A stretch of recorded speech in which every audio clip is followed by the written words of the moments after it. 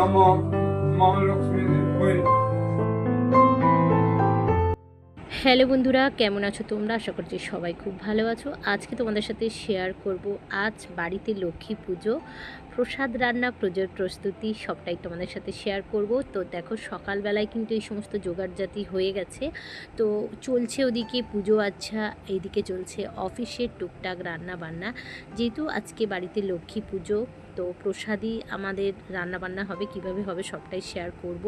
ফিলহাল এখানে দেখো অফিসের জন্য একদম ফেনা ভাত, অল্প একটু ভাজা আমি বানিয়ে নিয়েছি, কারণ অফিস টাইম এগুলো করতেই হবে।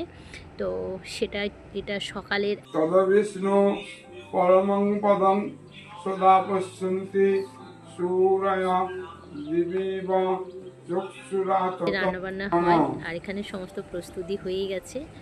নমো মা লক্ষ্মী দেবী সপরিবারায় সবহনায় নমো নমঃ। নমো মা লক্ষ্মী দেবী সপরিবারায় সবহনায় নমো নমঃ। আর দেখো পুজো মোটামুটি হয়েই গেছে, আরতিও হয়ে গেছে। এই তাপ নেওয়া হবে, আর এই হচ্ছে আমাদের মা লক্ষ্মী। বছরে 3-4টে পুজো আমাদের হয়েই থাকে। তো ফিলহাল পুজো আচ্ছার পর্ব শেষ হয়ে গেছে, এবার প্রসাদ রান্নার পালা।